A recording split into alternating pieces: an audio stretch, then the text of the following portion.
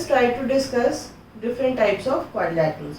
Quadrilateral is basically a four-sided figure, or we can say a polygon with four sides. So there can be different type of polygons with four sides. So let us take them one by one. So first let us take a parallelogram. As you see in a figure, we have a parallelogram ABCD. A parallelogram is a quadrilateral in which the opposite pair of sides are parallel and equal to each other. So in this figure, AB is parallel to CD and AB is equal to CD. Similarly, AD is parallel to BC and AD is equal to BC. So in a parallelogram, the pair of opposite sides are parallel and equal to each other. Then we have a second figure, which is a rectangle. Basically, a rectangle is a quadrilateral in which the four angles, each angle of the quadrilateral is 90 degree. Or we can say a rectangle is a special type of a parallelogram in which each angle is 90 degree. So that we can say if ABCD is a rectangle, then AB is equal to CD and AB is parallel to CD because it is a parallelogram, and all the angles A, B, C and D each will be 90 degree. So now let us take the third case. Now let us take a case of a square. Square is basically a special type of a quadrilateral or we can say a parallelogram in which all the angles are 90 degree and all the sides are equal. That means in a parallelogram, if adjacent sides are equal then and each angle is 90 degree, then it is a square. So we can see that in a square all the sides are equal and all the angles are equal. Or we can say a square is a special type of a parallelogram in which each angle is 90 degree and adjacent sides are equal. Because opposite sides are equal because it is a parallelogram and now the adjacent sides are equal, so it is a square. So we can say each square is a parallelogram, but each parallelogram is not a square because a square is a special type of a parallelogram. So now let us take the case of a rhombus. Rhombus is a type of is also a quadrilateral. It is a parallelogram also, or we can say a special type of parallelogram in which all the sides are equal but the angles are not 90 degree. So in the case of a rhombus, all the four sides are equal to each other, opposite sides are parallel to each other and equal to each other because it is a parallelogram, and it is a special type of parallelogram in which all the sides are equal to each other. Moreover, in the case of a rhombus, the diagonals perpendicularly bisect each other. So we can say a rhombus is a special type of parallelogram in which adjacent sides are equal. So again the statement that every rhombus is a parallelogram is true, but every parallelogram is a rhombus is not true because a rhombus is a special type of a parallelogram in which the adjacent sides are equal. So now let us take the case of a trapezium.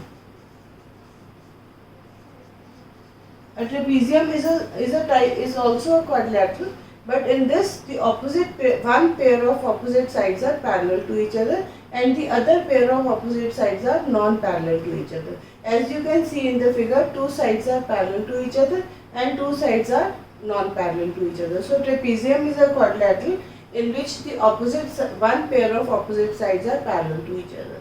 And if the non-parallel sides are equal to each other, then it is a special type of trapezium and we call it an isosceles trapezium.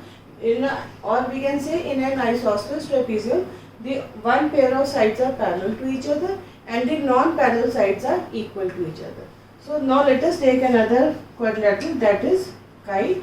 Kite is a quadrilateral in which the two sides, the adjacent sides are equal to each other but not parallel to each other, and the diagonals are perpendicular to each other. So we can see that in a kite the adjacent sides are equal to each other and the opposite sides are not parallel to each other but the diagonals are perpendicular to each other. So these are the different type of quadrilaterals on the basis of their properties. That means a parallelogram, then we have a rectangle, then we have a square, then a rhombus, a trapezium and a kite. The quadrilaterals can also be classified because of their shape. There are quadrilaterals in which all the angles are less than 180 degree, that is none of its angles is greater than 180 degree and all the diagonals are inside the quadrilateral. As you can see in the figure, this type of a quadrilateral is known as a convex quadrilateral. So in a convex quadrilateral, all the angles are less than 180 degree and the diagonals are inside the quadrilateral. So now let us discuss the second case, that is concave quadrilateral. In case of a concave quadrilateral, one angle will be a reflex angle. As you can see in the figure, one angle is a reflex angle. So we can say the quadrilateral is, in the quadrilateral, one diagonal is inside the quadrilateral but the other diagonal is outside the quadrilateral. So it is an example of concave quadrilateral. And third is the self-intersecting quadrilateral.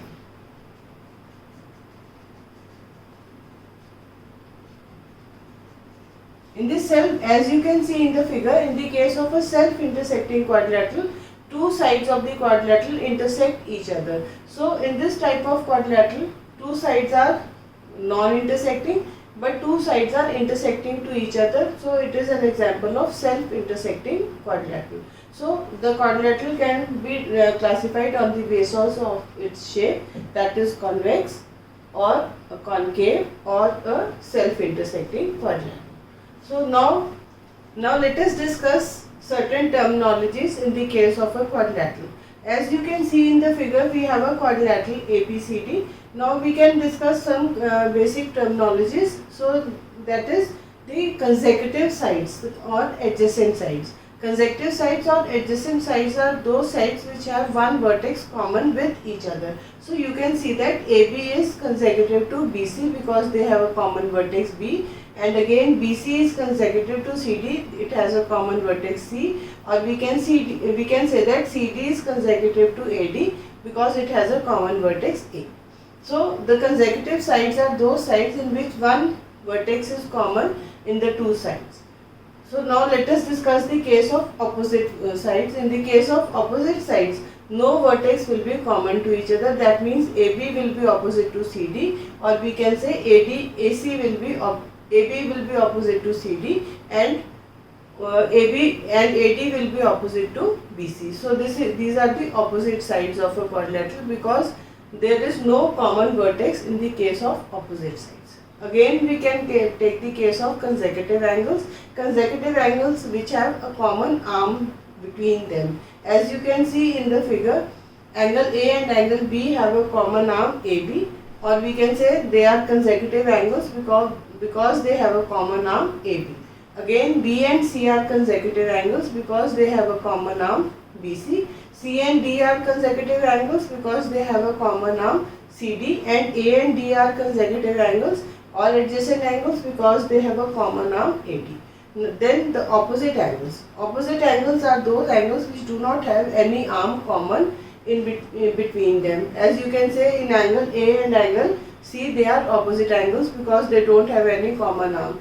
Angle A is formed by AB and AD, and angle C is formed by BC and AC, BC and BD. So they don't have any common arm between them. So angle A and angle C are opposite angles. Similarly, angle B and angle D are opposite angles. Angle A is formed by AC and AD, AB and AD, and angle C is formed by BC and DC. So they don't have any common arm. So angle A and angle C are opposite angles. Similarly, angle B and angle D are opposite angles. So the basic terminologies are the adjacent sides or consecutive sides, then opposite sides, then consecutive angles, and then the opposite angles. We should be very clear about these terminologies because in the chapter of quadrilaterals, these type of terminologies will be used in various questions where we are considering the consecutive sides, or we may be considering the consecutive angles, opposite sides, opposite angles. So to sum up, I would say there are different type of quadrilaterals based on their properties. That means we can have a parallelogram, we can have a rectangle, we can have a square, we can have a rhombus, then we can have a trapezium, and then we can have a kite. And further, the quadrilaterals can be classified on the base of their shapes. That means they can be convex quadrilaterals in which all the angles are less than 180 degree. Then we can have concave quadrilateral in which one angle will be more than 180 degree, or we can say we have a reflex angle. And then we have self-intersecting quadrilaterals in which the quadrilaterals, two sides of the quadrilateral intersect each other. And the terminologies that we have discussed are the opposite and the consecutive sides and opposite and consecutive angles.